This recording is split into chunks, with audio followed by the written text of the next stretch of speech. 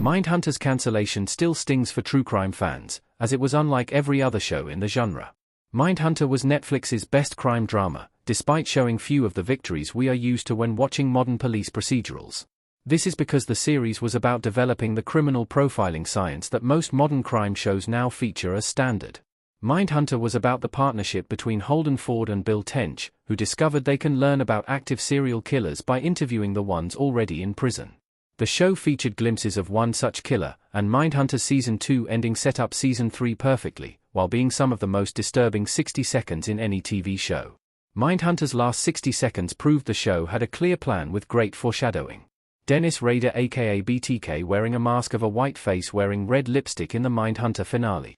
While Mindhunter was mostly shown through the eyes of Holden, Bill, and Wendy, the show occasionally featured a mysterious man who seemed unrelated to any of the characters. The man, played by Sonny Valicenti, is only credited as ADT serviceman due to his uniform and job as an ADT, American District Telegraph, security salesman. However, true crime fans knew who he was. This was the killer known as BTK, which stands for bind, torture, kill. This was a name he had given himself, and while he was eventually caught, he left a trail of dead women in his wake. BTK, whose real name was Dennis Rader, was into autoerotic asphyxiation, and the final 60 seconds of Mindhunter showed him engaging in this while looking at photographs of his kills.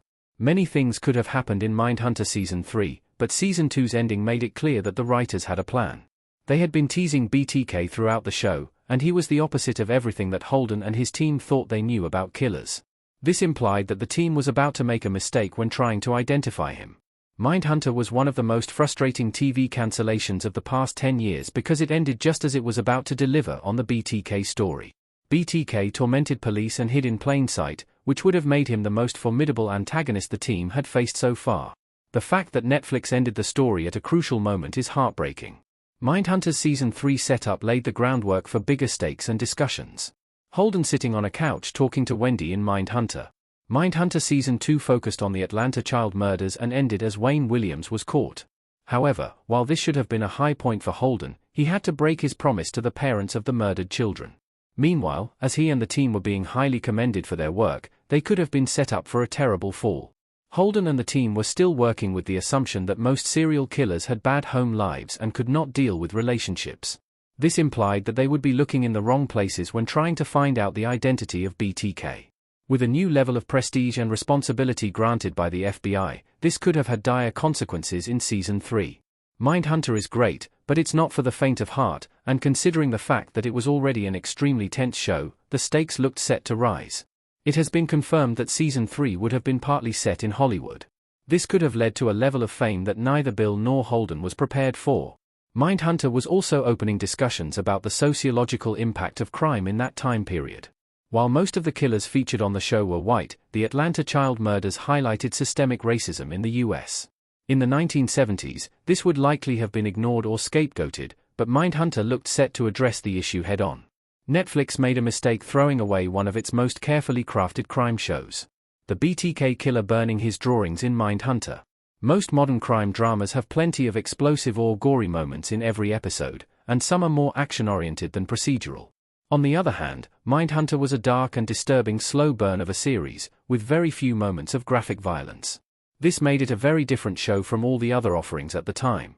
Fans of the more action-packed crime shows may not have been drawn to Mindhunter, but the series picked up a cult following in the true crime community for its accuracy, coverage of the science behind criminal profiling, and the range of cases covered. Mindhunter featured several interesting serial killers who were not depicted in other crime dramas. With a growing following, a 97% positive critic score, and a 95% positive audience score on Rotten Tomatoes, it was surprising that Mindhunter was cancelled at all. However, executive producer David Fincher explained that Mindhunter's cancellation was due to budgetary issues. This controversial decision took away one of the best crime shows that Netflix had ever seen. Cancelling Mindhunter, just as it was about to take the story in a new direction with one of the most disturbing serial killers it had established, was one of Netflix's biggest mistakes. Police procedural shows, no matter how good, are often formulaic, but Mindhunter was never predictable, even for people who knew the cases. This made it a masterclass in writing. Mindhunter could have gone on to become the best crime show of all time. Holden Ford and Bill Tench holding up a picture in a prison, while interviewing someone who is off-screen, in Mindhunter.